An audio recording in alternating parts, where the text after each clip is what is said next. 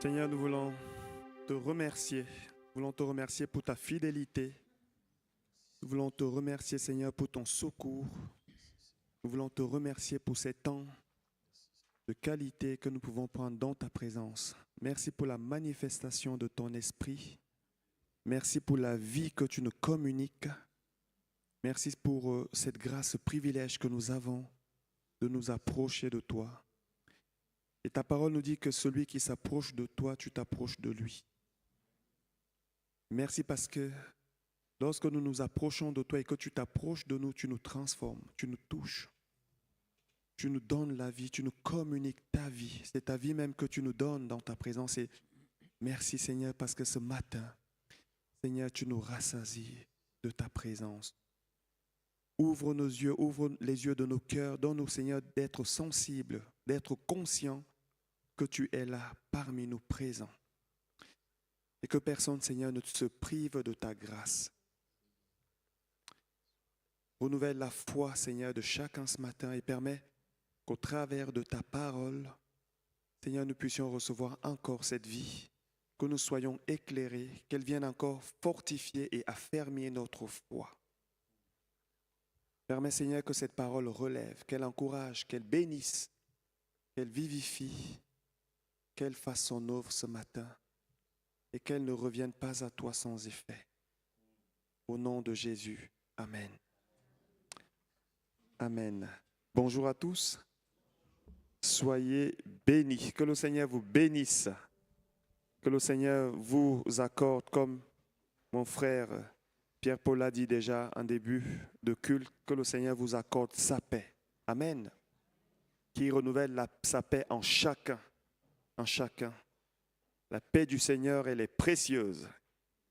Lorsque nous sentons que nous commençons à la perdre, ou lorsqu'elle commence à tarir, il est important de revenir vers celui qui est la source de cette paix, afin qu'il nous remplisse de sa paix.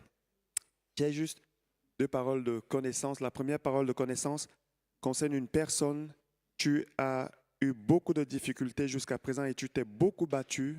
Et le Seigneur te dit que c'est lui qui a créé les saisons physiques. Et même l'hiver est important, c'est une saison qui est importante. Et le Seigneur te dit, de même, là maintenant, tu as vécu une période d'hiver, une période qui était difficile, et il te fait entrer maintenant dans une période de printemps où les choses vont refleurir dans ta vie. Une deuxième personne, tu es menacé par la dépression, personne ne le sait et tu ne l'as dit à personne, tu le caches, mais tu vis cette dépression au fond de toi et le Seigneur te dit maintenant, il vient te guérir, il te libère de cette dépression. Tu n'es pas allé voir les médecins, parce que tu as voulu combattre ça par toi-même. Il a vu ta fidélité et ta foi et il vient te libérer de ça. Sois libéré au nom du Seigneur Jésus. Amen. Amen. Voilà, juste avant de commencer ce message, cette prédication, est-ce que vous pouvez vous saluer? Juste fraternellement, vous bénir.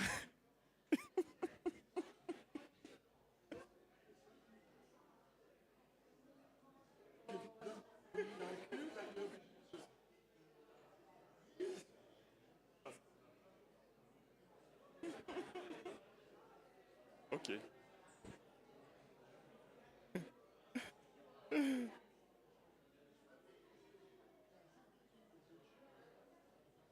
C'est vrai, Dieu aime la communion fraternelle aussi.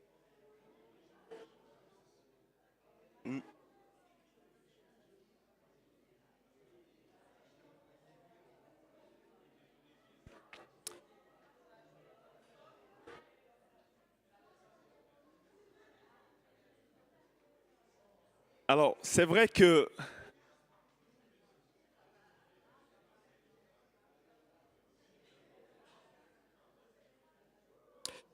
je profite aussi pour bénir et saluer tous ceux qui nous regardent depuis la chaîne YouTube de l'EME. Que le Seigneur vous bénisse, qu'il vous accorde sa grâce et sa paix. Amen. Amen. Vous savez, les moments de culte sont des moments où nous venons adorer, rencontrer et adorer Dieu. Amen.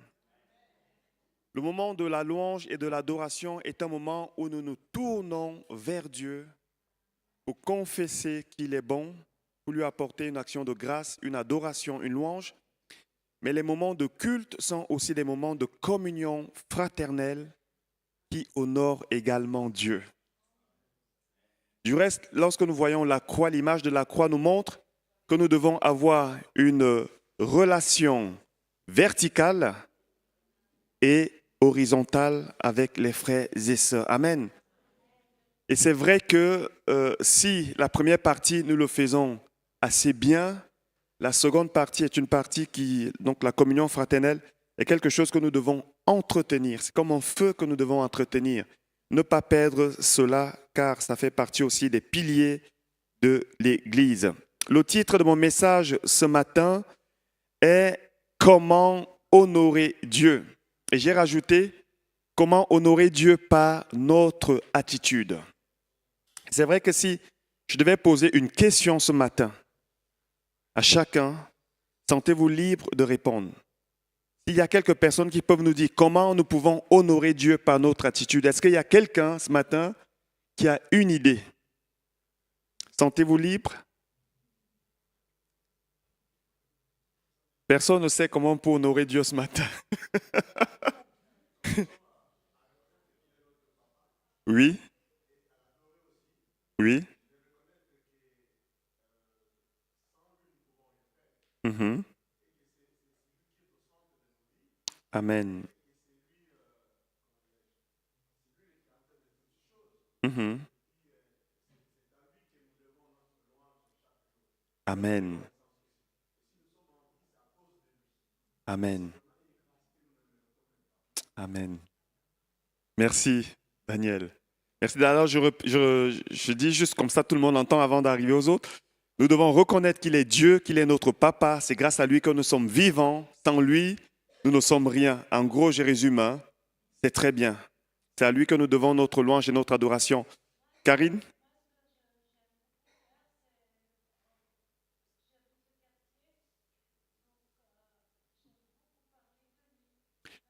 parlez de lui,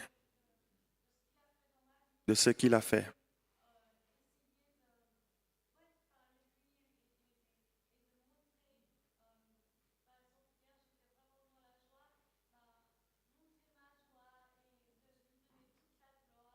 Mhm.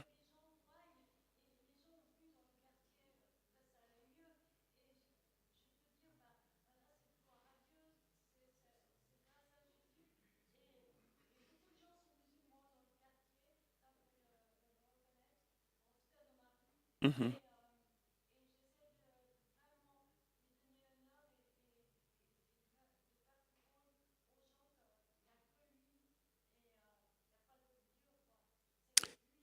Amen. Mhm.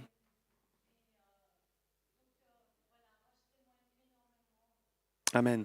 Honorer Dieu par le témoignage. Amen. Par le témoignage, aussi par la joie. Karine a dit honorer Dieu par la joie. Amen.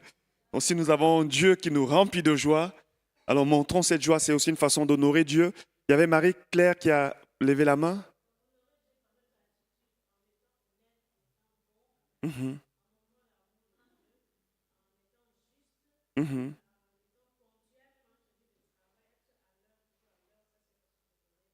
Amen. Mhm.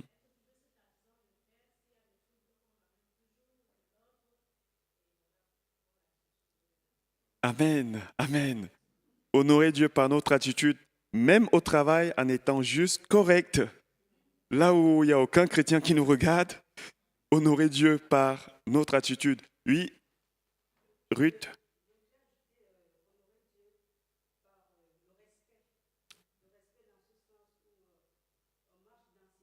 Mhm. Mhm. Mhm. Mhm. Amen.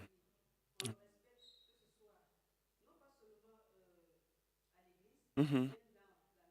Mhm.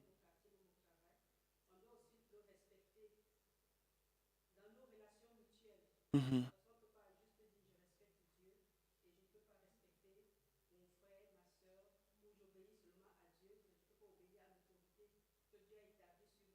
Mhm. Mhm. Amen. Honorer Dieu par le respect. Par le respect, non pas seulement à l'église, mais aussi à l'extérieur, en respectant aussi son autorité, parce que Dieu sait quand même ce qu'il fait. Est-ce qu'il y a quelqu'un d'autre? Alors, on va faire euh, Liliane. Alors, on commence par le fond, Liliane.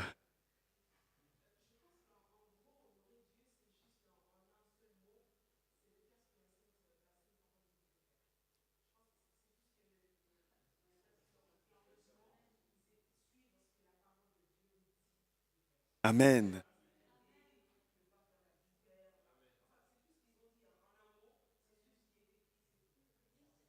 Amen. Honorer Dieu, c'est respecter sa parole, tout ce qu'il a écrit. Et alors, Nadia, louer Dieu et remercier même pour les épreuves. Ok. Daniel,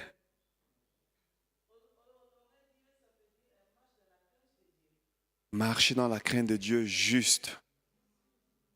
Euh, Esther,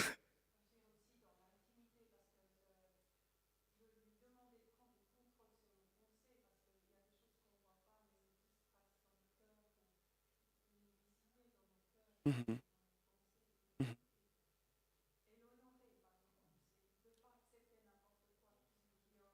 mhm. Amen. Honorer Dieu, ce n'est pas, c'est ne pas accepter n'importe quelle pensée dans nos cœurs. Amen. C'est juste, hein? Oui, ma sœur.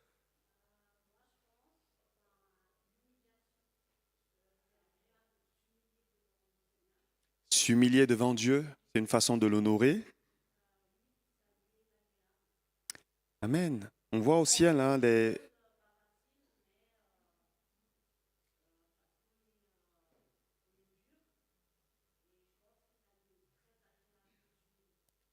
ça lui est très agréable qu'on s'humilie. L'humiliation. Très bien. Je crois qu'il y a une main d'un enfant derrière, alors je ne vais pas passer. Françoise,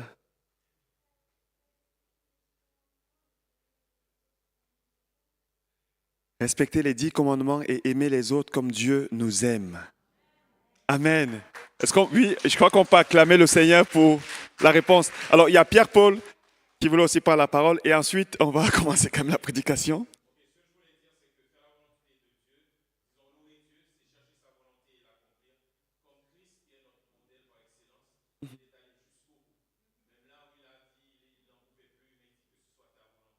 Mhm, mhm. Amen, amen, amen. Je crois que là, on a cité beaucoup de choses, hein, et tout ce que nous avons cité, tout ce que vous avez cité est totalement juste. Honorer Dieu, et c'est vrai que Liliane a résumé cela en disant que honorer Dieu, c'est accomplir sa volonté qui est dans sa parole. Et c'est vrai que nous devons nous repasser sa volonté dans nos cœurs parce que parfois, on se perd un petit peu, on oublie un petit peu. Et il y a un point que j'ai noté, que le Seigneur a mis dans mon cœur pour la prédication de ce matin, qui n'est pas sorti, en tout cas de manière claire et nette dans tout ce que nous avons cité, c'est la confiance en Dieu. Amen. Vous savez, j'ai revisité, j'ai considéré toute la vie des serviteurs de Dieu qui ont été approuvés par Dieu et j'ai remarqué qu'il y avait deux choses que toutes ces personnes avaient en commun. La première, c'est qu'ils ont tous traversé des hauts et des bas. En tout cas, toutes les personnes, donc la vie est présentée dans la Bible parce qu'il y a certaines personnes, on ne sait pas trop, le Seigneur a peut-être caché aussi certaines choses, mais toutes les personnes dont la vie a été présentée dans la Bible avaient ces deux choses en commun. Elles ont traversé des hauts et des bas. Prenez de la Genèse à Apocalypse, donc Jean qui écrit Apocalypse, on voit que tous ont traversé des moments difficiles, parfois des moments de doute, comme Paul dira crainte au dedans, lutte au dehors, crainte au dedans. Au point où nous étions en train de désespérer. Et la deuxième chose que ces personnes avaient en commun, c'est qu'ils ont à un moment donné choisi de faire confiance à Dieu. Et ce qui m'amène à dire que honorer Dieu, c'est aussi lui faire confiance. C'est lui faire confiance parce que lorsque nous faisons confiance à Dieu, nous sommes d'une certaine manière en train de lui dire, oui, Dieu, nous croyons que tu es vraiment Dieu. Et ceci, comme l'a dit Nadia, même dans les moments les plus difficiles, les moments où nous ne voyons pas le bout du tunnel, où nous avons l'impression que les choses nous échappent, c'est même en ce moment que notre confiance en Dieu doit vraiment s'exprimer. Amen. C'est le thème de ma prédication de ce matin.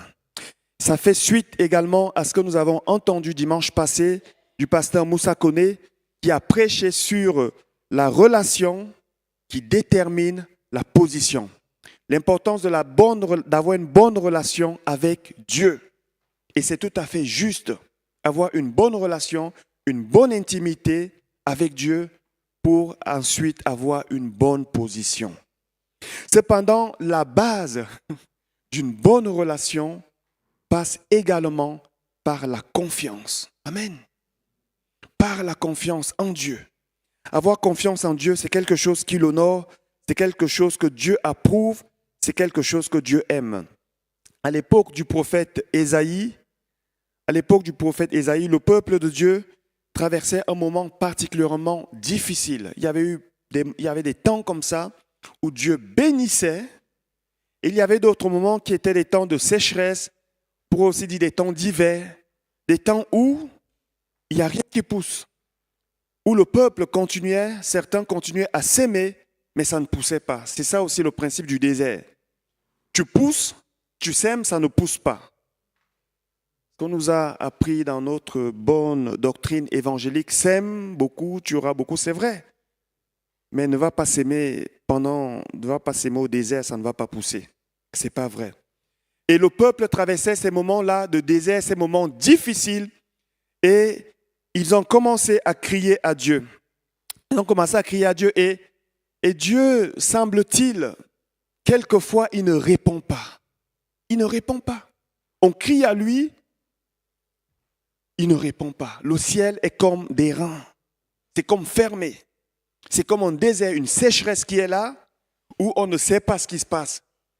Pourtant, il n'y a peut-être pas de péché qui empêche la gloire de Dieu de se manifester. Pourtant, le peuple continue de marcher dans la foi, dans la crainte de Dieu. Il prie, il crie, il n'y a rien qui se passe. Et dans cette période-là, qu'est-ce que le peuple a commencé à faire? Ils se sont dit, ok, vu que le secours ne vient pas de Dieu, nous allons aller en Égypte chercher du secours. Et vous savez que l'Égypte, dans la Bible, est souvent la représentation, ça symbolise bien souvent le monde. Et ils ont commencé à aller en Égypte, aller chercher des ressources, du secours. Et là, Dieu va s'indigner. Dieu va s'indigner et Dieu va susciter un homme qu'on a appelé Ésaïe. On se retrouve ici dans Ésaïe 30, verset 15. Et Dieu, par la bouche d'Ésaïe, parlera à son peuple en disant, car ainsi a parlé le Seigneur, l'Éternel, le Saint d'Israël. C'est dans la tranquillité et le repos que sera votre salut. C'est dans le calme et la confiance que sera votre force. Mais vous ne l'avez pas voulu. C'était un moment où le peuple commençait à s'agiter. Vous savez, il y a des personnes comme ça. Faites attention autour de vous. Parfois, vous avez des chrétiens. Ils sont tellement dans l'agitation. C'est comme des piles électriques. C'est-à-dire, ils aiment les sensations. Ils aiment là où on tombe, là où on crie fort, là où... Et quand ils vont et qu'ils ne voient pas, ils se disent « Ah non, il faut que j'aille ailleurs ». Alors, ils font un petit peu le tour comme ça. Ils sont dans l'agitation. Une agitation charnelle, une agitation excessive. Et ici, c'est ce qui se passait. Certaines personnes parmi le peuple qui étaient agitées et qui n'avaient pas cette patience d'attendre de se dire, Dieu nous a promis qu'il serait avec nous, qu'il ne nous abandonnera pas. Et ces personnes ont commencé à agiter, à exciter d'autres. Et qu'est-ce qui s'est passé? Le peuple a commencé à immigrer où? En Égypte. Et si vous lisez cette histoire, vous verrez que plus tard, les choses n'ont pas été beaucoup mieux. Au contraire, ça s'est empiré. Ça s'est empiré, ça s'est empiré. Et bien sûr, plus tard, le Seigneur, parce qu'il fait grâce, il va revenir attirer son peuple à lui et il leur dira, revenez à moi et je reviendrai à vous.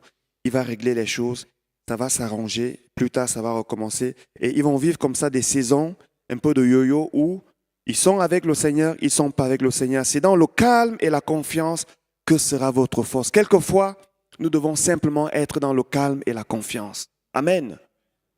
Ça, c'est la parole de Dieu. Nous devons simplement nous dire, il est Dieu, il sait ce qu'il fait. Et si en plus de ça, nous avons saisi une promesse de sa part, Seigneur, tu es Dieu. Tu es Dieu. Je crois en toi, je te fais confiance et je crois que c'est une attitude qui honore le Dieu que nous servons. L'agitation n'a jamais été une marque de confiance. Dans le psaume 91, versets 1 à 2, j'aime bien ce que dira le psalmiste dans ce psaume. Celui qui s'abrite tout près du Très-Haut, je lis ici la version Semeur, la version Second 21 dit, celui qui habite sous l'abri du Très-Haut repose à l'ombre du Tout-Puissant. Je dis à l'Éternel, tu es mon refuge et ma forteresse, mon Dieu en qui je me confie. La version Semeur dit, je dis Éternel, tu es mon refuge et ma forteresse. Oui, tu es mon Dieu en qui j'ai confiance. Tu es mon Dieu en qui j'ai confiance. Seigneur, j'ai confiance en toi. Peu importe ce qui se passe, je choisis de te faire confiance. Je choisis de te faire confiance. On a vécu avec Salima quelque chose il y a à peine 3 mois. À peine 3 mois, c'est que, alors elle m'a permis d'apporter ce témoignage. Alors que nous avions déjà fixé la date du mariage, annoncé, presque tout fait. Là, dans son travail, on lui annonce qu'il va y avoir une sorte de remaniement. Le budget ne permet plus de garder tout le monde. Et donc, il y a certaines personnes qui vont descendre de la barque. On se dit, waouh, ce n'est pas à ce moment que ça doit arriver, en tout cas pas pour nous, parce que les défis sont là et ils sont importants. Alors, on s'est mis à prier. Et pendant qu'on était en train de prier, moi, je reçois la paix et je dis à Sally, c'est bon, c'est réglé, ne t'inquiète pas, rien ne va se passer, Dieu est au contrôle. Elle me dit, ok, amen. Et puis, le jour où ça devait se passer, elle va au travail, elle m'appelle, après elle me dit, c'est moi qu'on a choisi pour licencier. Là, je me dis, mais Seigneur, qu'est-ce qui s'est passé entre le moment où tu me donnes la paix? Vous savez, Dieu parle par la paix. Lorsque tu pries et que tu es rempli de paix, il est en train de te dire, c'est bon, c'est réglé. Et là, je dis, Seigneur, mais qu'est-ce qui se passe? Seigneur, c'est quand même toi qui m'as donné cette paix. Je ne l'ai pas inventée. Et là, on prie. Et qu'est-ce que Dieu fait? Il redonne la paix. Et je dis à Sally, écoute, en ce qui me concerne, Dieu m'a donné la paix. Ça veut dire qu'il est au contrôle de tout. Je ne sais pas comment ça va se passer. Alors là, il y a ton esprit rationnel qui commence à parler. Peut-être qu'on va te rappeler, peut-être qu'ils vont se rendre compte. Et là, il n'y a rien qui se passe. On lui donne sa lettre. C'est bon. Merci. Au revoir. Mais ce qui va se passer, c'est que pendant les 2 mois qui vont suivre, elle va être payée et elle n'ira pas au travail. Ce qui va lui permettre de bien préparer son mariage. Et il y a de cela 2 semaines, c'est-à-dire à la fin de ce temps, parce qu'elle avait eu 2 mois de préavis, Et elle va même commencer un mois au chômage. Et là, elle postule comme ça, parce qu'au chômage, bon, voilà, il faut postuler. Et on retient sa candidature dans une société où elle avait postulé et elle va passer l'entretien. Quand elle passe l'entretien, on lui dit, votre CV est bon, mais il faut encore qu'on regarde ça avec la direction et tout le reste. Bon, on prie, on remet au Seigneur et on est en paix.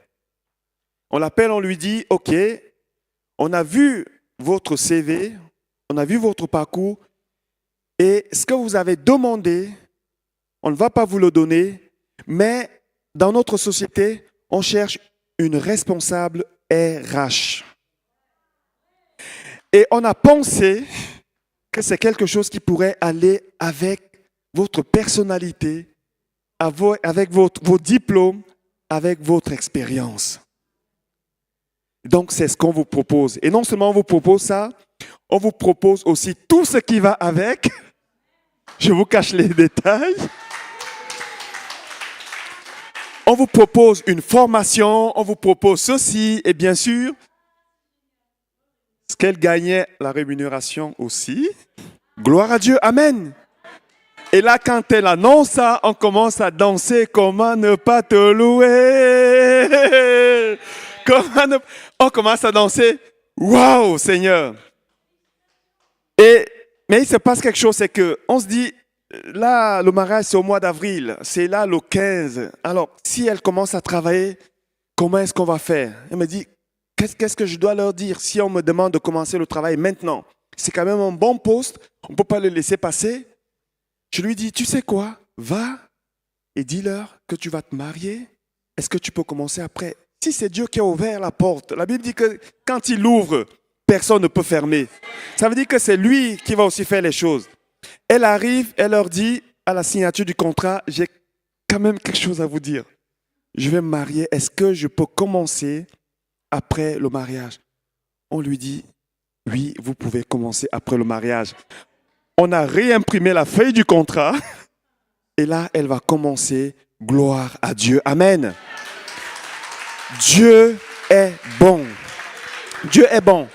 Même lorsque nous avons l'impression que les choses ne prennent pas la tournure que nous aurions voulu, mes amis, choisissons de lui faire confiance. Vous savez, moi, j'ai un slogan. Lorsque j'ai l'impression que les choses m'échappent, je confesse cela de ma bouche parce que je crois que la vie est également au pouvoir de la langue. Seigneur, je te fais confiance. Seigneur, je te fais confiance. Lorsque je suis dos au mur et que je ne sais plus comment faire, j'ai tout essayé par moi-même. J'ai proclamé, j'ai prié, j'ai fait tout ce que tout bon chrétien pourrait faire et que les choses semblent ne pas changer. Je lâche prise et je dis, Seigneur, je te fais confiance. Et croyez-moi, je n'ai jamais regretté cela parce que Dieu a toujours trouvé en ce moment un moyen d'agir et de faire concourir toutes choses au bien de ceux qui l'aiment. Amen. Gloire à Dieu. Gloire à Dieu. Faire confiance à Dieu, c'est aussi lui faire confiance, c'est aussi mettre sa foi en lui, même lorsque nous pensons que l'issue ne sera pas favorable. Amen. Lorsque nous choisissons de faire confiance à Dieu, ce n'est pas seulement parce que, alors là, on a un bon témoignage où Dieu a réglé les choses, où il a tac, tac, tac, c'est bon.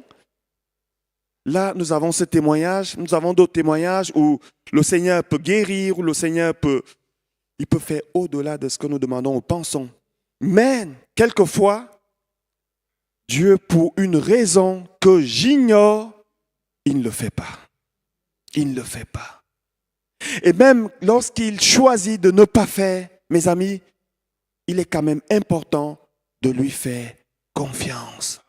Parce que même le silence de Dieu, même lorsque Dieu ferme une porte, il sait pourquoi il le fait. Amen. Il est Dieu. La seule chose que nous avons à faire, nous, c'est de lui confier notre vie et de lui dire, Seigneur, tu es Dieu, de le laisser être Dieu dans nos vies, même lorsque les choses ne se passent pas comme nous aurions voulu qu'elles se passent. J'aime bien l'attitude de Shadrach, Meshach et Abednego. Deux Juifs qui ont été, avec le peuple de Dieu, déportés à Babylone à l'époque de Daniel. Ils ont été déportés parce que, là aussi encore, le peuple marchait un petit peu de manière bancale. Alors, ils avaient Dieu, ils adoraient Dieu, et à côté de ça, ils avaient des idoles, ils avaient des choses qui déplaisaient à Dieu. Eh bien, souvent, ils avaient aussi ce caractère, parfois que nous avons, un caractère incrédule où nous ne croyons pas. En tout cas, nous disons qu'il est Dieu, mais nous ne croyons pas qu'il peut agir.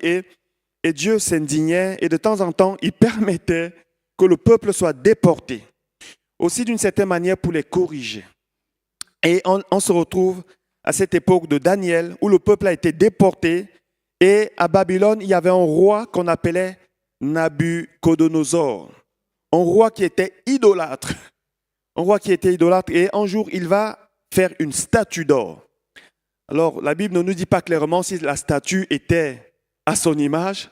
Ça ne m'étonnerait pas parce que c'était un roi qui était vraiment imbu de sa personne. Et il va dresser cette statue et il va sortir un décret en disant tout le peuple, donc son peuple et les déportés qui sont venus, confondus, doivent se prosterner devant cette statue d'or. Il sort le décret et là on a 3 personnes, Shadrach, Meshach et Abednego, 3 juifs qui ont la crainte de Dieu, qui sont même au service de ce roi et qui refusent de se prosterner devant cette statue d'or. Et le roi va être au courant de ça et il va s'indigner en disant, mais qu'est-ce que vous faites? Il va venir vers eux. Il va leur dire, maintenant, je vous donne encore une dernière chance. Lorsque la trompette va sonner, parce qu'il y avait une trompette, dès qu'elle sonnait, tout le monde arrêtait de faire ce qu'il avait à faire. On se tournait vers la statue et on se prosternait. C'était une idolâtrie. Et je vous donne une dernière chance. Lorsque la trompette va sonner, faites-le. Et là, la trompette sonne. Et non, même avant que la trompette sonne, regardons ce qu'ils vont dire au roi. Shadrach, Meshach et Abednego répondirent au roi. Ô roi, ô Nabuchodonosor, il n'est pas nécessaire de te répondre sur ce point. Ça veut dire, ce n'est même pas discutable. Si nous sommes jetés dans la fournaise où brûle un feu ardent parce que c'était la menace du roi contre eux, notre Dieu que nous servons peut nous en délivrer. Ici, c'est la version Semeur. Ainsi que de tes mains, ô roi. Mais même s'il ne le fait pas, sache bien, ô roi, que nous n'adorerons pas tes dieux et que nous ne nous prosternerons pas devant la statue d'or que tu as fait ériger. Nous n'allons pas le faire, ô roi. Il appelle bien roi, il le respecte parce que toute autorité vient également de Dieu. Mais ce que tu nous demandes là, nous n'allons pas le faire parce que c'est une idolâtrie et c'est contre la loi même de notre Dieu. Donc, chauffe ta fournaise comme tu veux chauffer.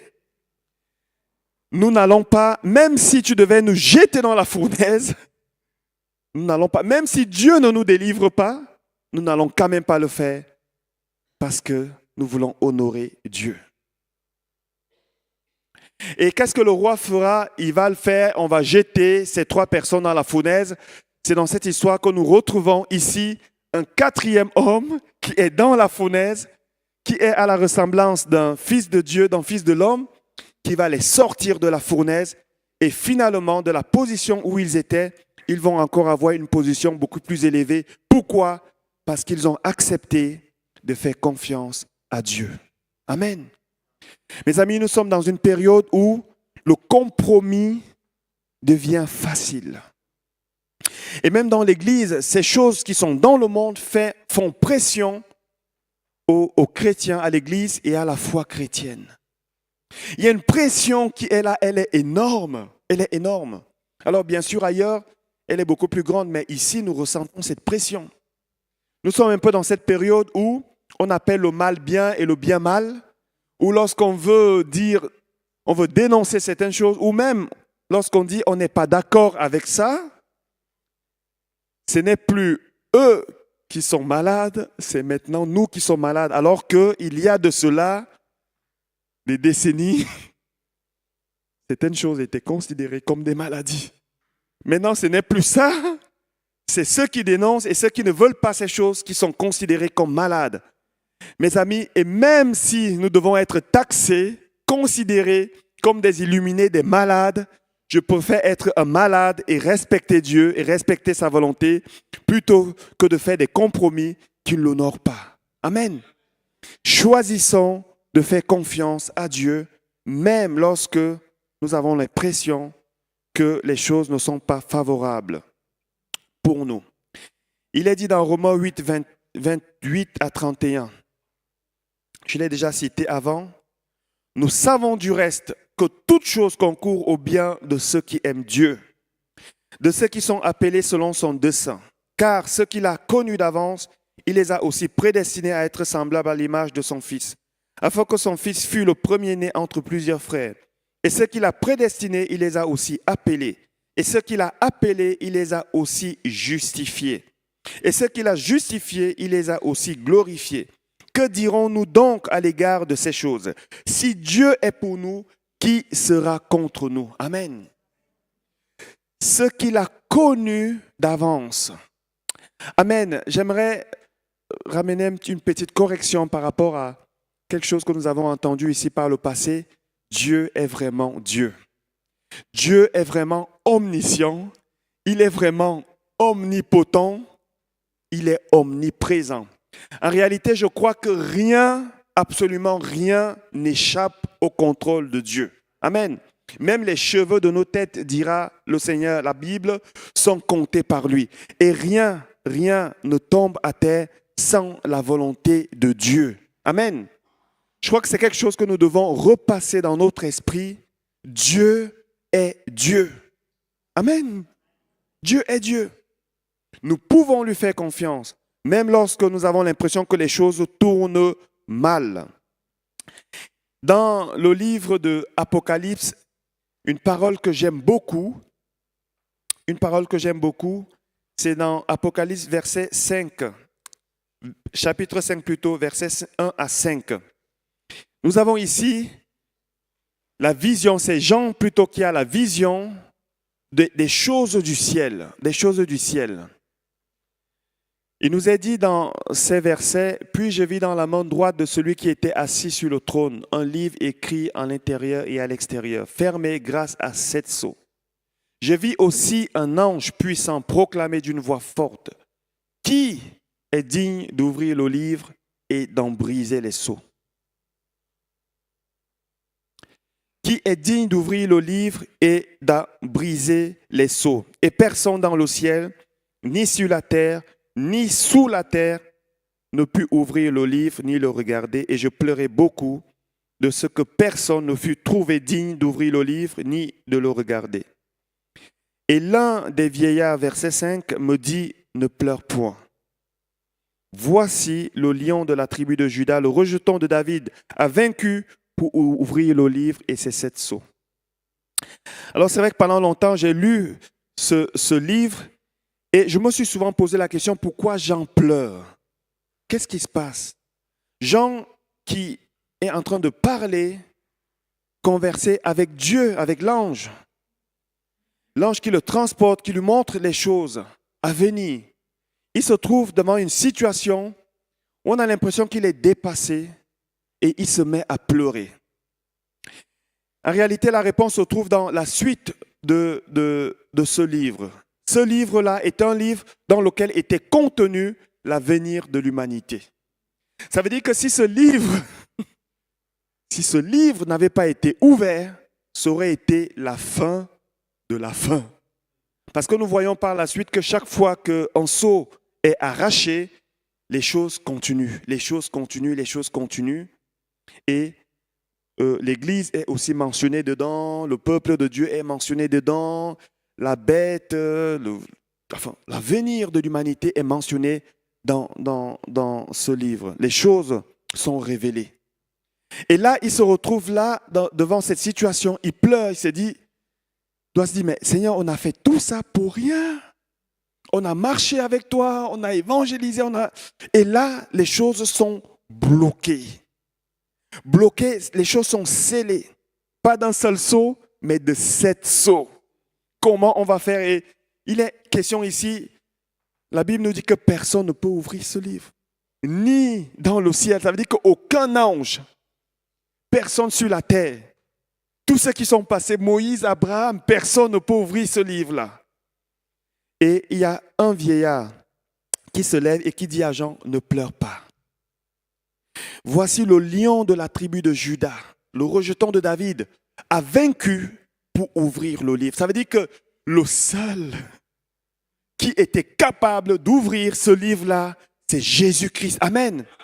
Et il a été capable de l'ouvrir parce qu'il a vaincu à la croix. C'est ce qui m'amène à dire que peu importe les choses qui sont scellées dans ta vie, Jésus a reçu l'autorité pour les ouvrir et arracher un seau après l'autre. Amen. Je ne sais pas ce qui est scellé, ce qui est bloqué dans ta vie, mais la bonne nouvelle ce matin est que le rejeton de David, le lion de la tribu de Juda, le roi des rois et le seigneur des seigneurs, est capable d'ouvrir cela, même si tu as l'impression que pour l'instant c'est bloqué. Il est capable de l'ouvrir. Amen.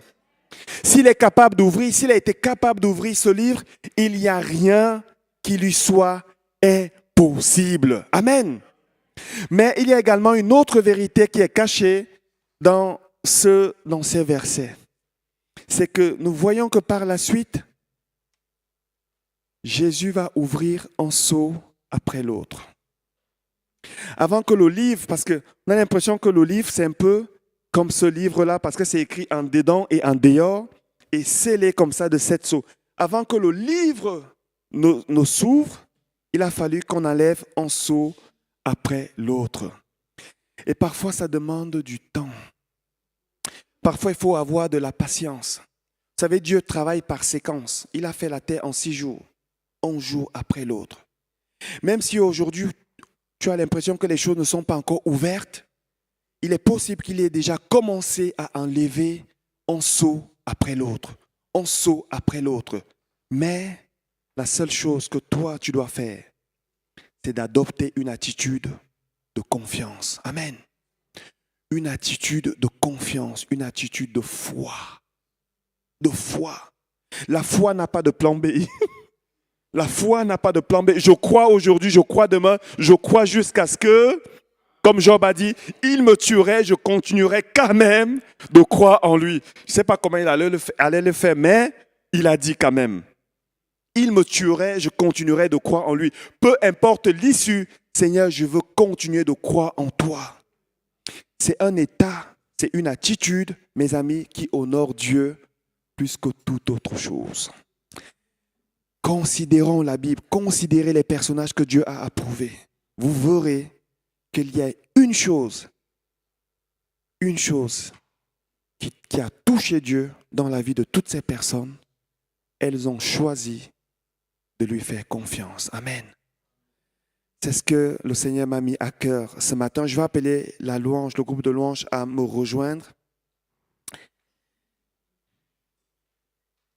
Et j'aimerais terminer avec 2 choses. Premièrement, un témoignage. Dimanche passé, j'ai été prêcher à l'église de Plain-Palais, la raison pour laquelle je n'étais pas là ici. Et je vous ai dit que je vais, selon comme le Saint-Esprit me conduit, accepter aussi d'aller ailleurs. Alors on est parti avec Sally. Et quand on arrive, je vois une jeune dame qui est là, enfin, une dame qui m'attend avec un sac. Elle me dit, je t'ai apporté quelque chose. Je dis, waouh, j'entre, je n'ai même pas encore commencé à prêcher, prier. Il y a déjà des cadeaux qui sont là. Et on commence à parler. Et elle me dit, je ne sais pas si vous vous rappelez de moi. À la journée inter-église, vous avez apporté votre témoignage. Ça m'a touché. Et c'est moi, cette dame, qui vous a accosté pendant que vous étiez en train de sortir. Je vous ai demandé la prière. Et je vous ai demandé la prière pour 2 choses. Moi, je ne me rappelais même plus. Je vous ai demandé la prière pour un appartement et je vous ai demandé la prière pour une rente, quelque chose qu'elle attendait depuis des années. L'appartement, elle m'a dit, l'appartement, je l'attendais depuis 11 ans. Et après cette prière, 2 semaines après, on m'a appelé, on m'a dit, on vous donne un appartement.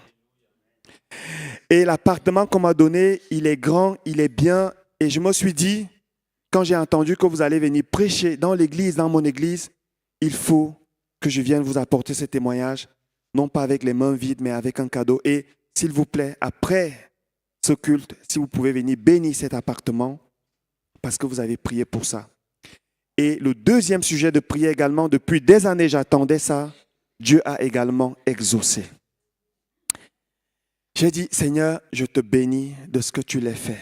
Mais vous savez, je suis assez conscient que pendant 11 ans où elle attendait, toutes les personnes qui ont prié pour elle, l'exaucement est aussi la somme de toutes ces prières-là. Amen. Alors Dieu m'a fait l'honneur et la grâce d'être peut-être la dernière personne qui a prié pour ça, mais en réalité, je crois que Dieu était déjà en train d'enlever un seau après l'autre, un seau après l'autre, à travers chaque prière, à travers chaque prière, chaque prière, chaque prière. J'ai été peut-être celui que Dieu a utilisé pour enlever le dernier seau. Mais Dieu était déjà en train d'agir. Amen. Ce qui m'amène à vous dire, ne vous découragez pas. Dieu est Dieu. Lorsque vous invitez Jésus dans votre vie, il vient. Il vient. Même si vous avez l'impression qu'il dort, il est là. C'est comme aux noces de Cana. Lorsqu'ils ont invité Jésus, ils se sont dit, peut-être c'est un invité comme un autre. On invite Marie et son fils. Jésus n'avait pas encore fait de miracle. Et Jésus est venu comme un invité. Mais ce qu'ils ne savaient pas, c'est qu'ils ont invité la personne qui, lorsque le vin allait finir, il allait ramener un autre vin, un vin nouveau et un vin qui est encore meilleur. Ce Jésus-là, il n'a pas changé. Il est le même hier, aujourd'hui, éternellement. Est-ce qu'on peut se lever? On peut se lever. On va prier ce matin. J'aimerais peut-être que tu pries aussi. Que tu ouvres ta bouche, que tu exprimes. La vie, la mort est au pouvoir de la langue, mais la vie aussi. La vie aussi. Lorsque nous prions, lorsque nous confessons les choses, elles prennent vie. Amen. Prie là où tu es. Peut-être que cette prédication t'a parlé pour toi, pour ton conjoint, ta famille, ta situation sanitaire. Je ne sais pas. Peut-être même que ça concerne quelqu'un d'autre dans ton entourage, là où tu travailles. Peut-être que ça concerne même l'église. Commence à prier, à exprimer à Dieu que tu lui fais confiance. Amen. Élevons notre voix. Seigneur, nous croyons que tu es Dieu. Seigneur, nous ne pouvons pas appeler quelqu'un d'autre Dieu. Nous croyons que c'est toi qui es le maître des circonstances et des temps. Rien ne t'échappe. Rien ne t'échappe, Seigneur. Nous savons que peu importe, Seigneur, la tournure des choses, peu importe, Seigneur, l'ampleur de la difficulté, peu importe la profondeur de l'épreuve, peu importe la durée, Seigneur, des ténèbres et de la nuit, Seigneur, et de la sécheresse, Seigneur, au milieu de tout ça, nous croyons et confessons que c'est toi qui es Dieu. C'est toi qui es Dieu, il n'y en a point d'autre, Seigneur. Nos cœurs se tournent vers toi. Nos regards se tournent vers toi, Seigneur, en cet instant. Oh Seigneur, notre Dieu, nous choisissons, Seigneur, de croire que tu es le Dieu qui a solution à toutes choses. Nous croyons que tu es le Dieu qui tient nos vies dans ta main. Nous croyons que tu es le Dieu qui a préparé déjà, Seigneur, des œuvres d'avance. Tu as des projets et c'est pour notre bonheur et non pour notre malheur. Oh Seigneur, garde-nous, Seigneur, de nous disperser. Garde-nous de nous agiter. Garde-nous, Seigneur, d'être dans la crainte. Garde-nous, Seigneur, des appréhensions, Seigneur. Garde-nous, ô Père éternel, de l'esprit de ce monde, qui est un esprit d'agitation et de stress. Donne-nous, Seigneur, de garder nos regards tournés vers toi et reconnaître que toi seul es Dieu. Toi seul es capable de dire enfin que la chose s'accomplisse. Tu es capable, Seigneur, de parler.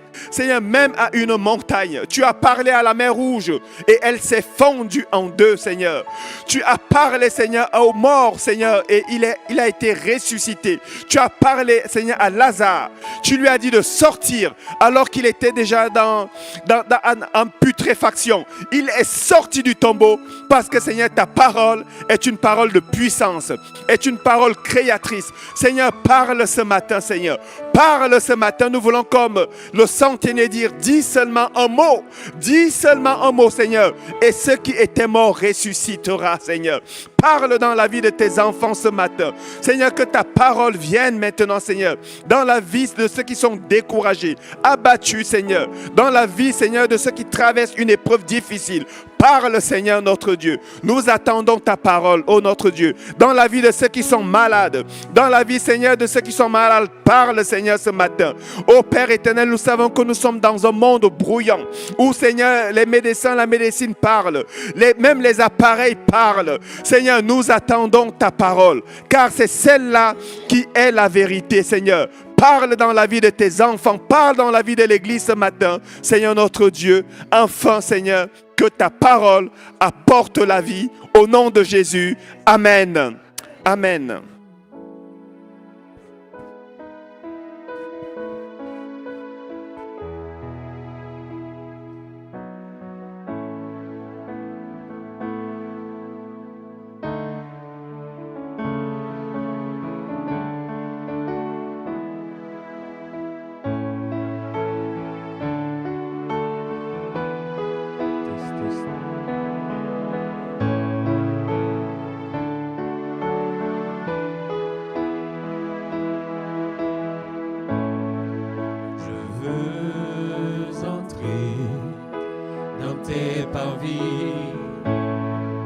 Être à tes pieds, c'est mon désir.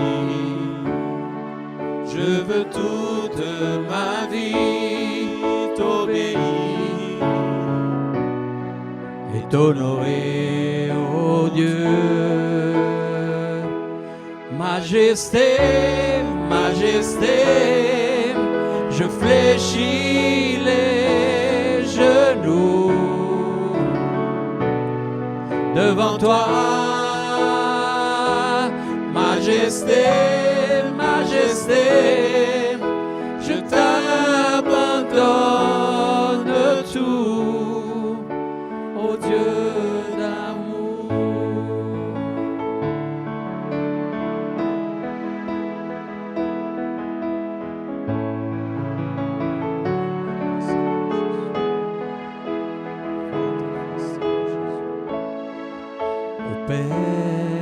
Permets-moi de voir ta face, façonne-moi, Dieu par ta grâce. Je veux vivre pour toi toute ma vie et te servir, ô Dieu. Majesté, majesté, je fléchis les genoux devant toi. Majesté, majesté, je t'abandonne tout, ô Dieu d'amour. Majesté, majesté, je fléchis les genoux devant toi. Majesté, majesté, je t'abandonne tout, ô Dieu d'amour.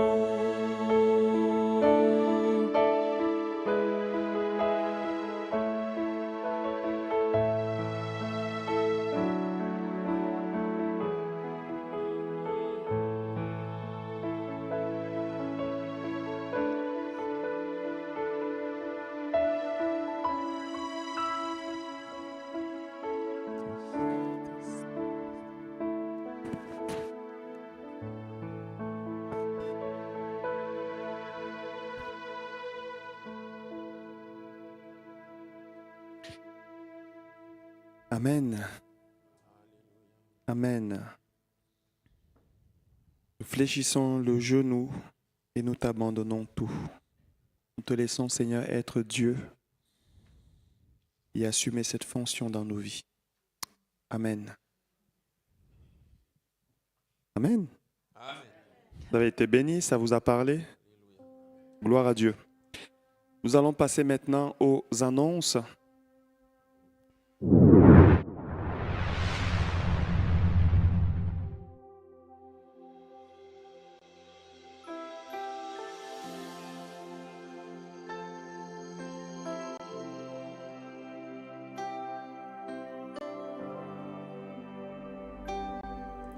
Si une maison n'est pas construite par l'Éternel, ceux qui la construisent travaillent inutilement. Psaume 127, verset 1. Chers amis, nos ménages sont comme des maisons en construction. On va revenir sur cette annonce. Ça concerne le séminaire que nous allons avoir ici avec Apolline et Emmanuel sur la famille. La famille, on va revenir sur ça plus tard. Est-ce qu'on peut passer aux annonces suivantes?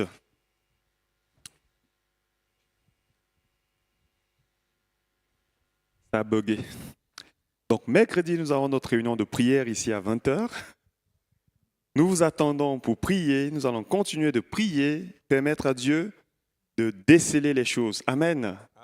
Donc, chaque fois que nous prions, Dieu agit. C'est le principe de la prière. Ce que vous demandez, croyez que vous l'avez reçu et vous le verrez s'accomplir. Chaque fois que nous prions, Dieu entend, il agit et il fait des choses avec notre prière. On a je l'ai déjà raconté, un témoignage d'une personne qui décède. La personne décède et elle sort de son corps, elle se voit partir, elle voit son corps comme ça et elle est en train de monter à une vitesse très fulgurante. Mais sauf que pendant qu'elle était en train de monter, elle voyait les prières des personnes monter à gauche, à droite. Et ces prières allaient encore beaucoup plus vite que lui. Et quand il arrive au ciel, il rencontre le Seigneur récupère, il est là avec ses prières et le Seigneur lui dit, il faut que tu retournes. Parce que là-bas, ils sont en train de prier. Ils sont en train de prier, ils sont en train de demander que tu repartes. Et il a remarqué que les prières que nous apportons à Dieu se matérialisent. C'est comme un matériel que Dieu utilise pour fabriquer des choses, pour faire des choses. Donc notre prière, la prière de l'Église, elle est très importante. Mercredi à 20h, venez prier. Prions. Continuons de prier pour permettre à Dieu ensuite d'agir. On continue avec les annonces. Assemblée générale, donc c'est aujourd'hui à 14h, nous aurons notre assemblée générale de l'EME. Nous vous invitons tous à être là. C'est l'occasion aussi de discuter des sujets que nous ne pouvons pas discuter pendant le culte. Et à l'issue, nous aurons un goûter canadien. Si vous n'avez pas pu, ou si vous ne pouvez pas être là et que vous êtes membre de l'Église missionnaire, vous avez toujours la possibilité de laisser une procuration. Mais le mieux serait que vous soyez là. Soyons là, parce qu'il nous faut un quorum pour pouvoir prendre des décisions et il y a des informations importantes dans cette assemblée qui aura lieu à 14h. Donc, nous vous encourageons, même si vous voulez aller manger, à revenir à 14h. Nous continuons. Voilà, c'est la dernière ligne droite. Salima et Thomas sont ravis d'annoncer ce grand jour. C'est vrai qu'on l'a annoncé plusieurs fois déjà. Hein? On voulait être sûr que tout le monde va voir ça au moins une fois. C'est donc vendredi prochain à 14h30 à la mairie de Chênebourg où les choses vont être concrétisées. Nous remercions déjà tout le monde pour votre participation parce qu'aucune absence ne sera... On va noter les noms. Il y a Dominique qui sera là à l'entrée pour prendre les noms. Tout le monde est invité. En tout cas, ça nous ferait vraiment plaisir. Ça serait un honneur pour nous de vous voir à la mairie de Chênebourg à cette date-là. Nous continuons avec les annonces. Les cours à l'EME c'est possible. La reprise du partage se fera le 4 mai 2024 avec un tout nouveau sujet de partage. Nous sommes avec Maxime en train de prier et aussi avec d'autres personnes en train de prier pour savoir quel livre nous allons commencer. C'est important, la parole de Dieu. Là, nous faisons juste une petite coupure et ça va recommencer le 4 mai 2024. Vous pouvez déjà le noter également. C'est juste 2 jours de séminaire. Nous allons passer maintenant aux offrandes que chacun donne comme il a résolu dans son cœur. Nous vous disons déjà merci, un grand merci à tous les donateurs. Quand on parlait d'honorer Dieu, nous pouvons également honorer Dieu par nos offrandes, par nos dîmes. C'est aussi une façon d'honorer Dieu lorsque nous participons à l'avancement de son royaume. Il est capable de le faire, mais nous sommes les mains de Dieu. Nous sommes aussi le portefeuille de Dieu. Nous sommes les personnes par lesquelles Dieu passe pour bénir, aussi à travers les offrandes. Alors, vraiment, merci aussi à vous, Michel et Marie-Claire. Vraiment, c'était un temps béni. Moi, bien sûr, j'étais venu pour mes entretiens pastoraux et j'entendais les gens chanter, louer le Seigneur ici, sur cette rue. Il y a même eu 2 policiers qui sont venus prendre un café. Je me suis dit, je leur ai dit, s'ils ont pris un café, ça veut dire qu'ils ont vraiment apprécié. Gloire à Dieu, amen. Gloire à Dieu. La Bible dit qu'on ne met pas, on n'allume pas une lampe pour la cacher sous un boisseau. Il faut qu'elle éclaire et vous avez fait éclairer cette lumière de Christ juste avec les échanges, avec votre sympathie, avec tout ce que vous avez apporté, même vos sourires simplement. Amen. Donc, go, pour la prochaine fois, il n'y a pas de souci. On va prier pour ça, que le Seigneur conduise toutes choses. On a terminé. On va juste on va faire la bénédiction et ensuite prendre un dernier cantique, ou même plus. Est-ce qu'on peut se lever, s'il vous plaît?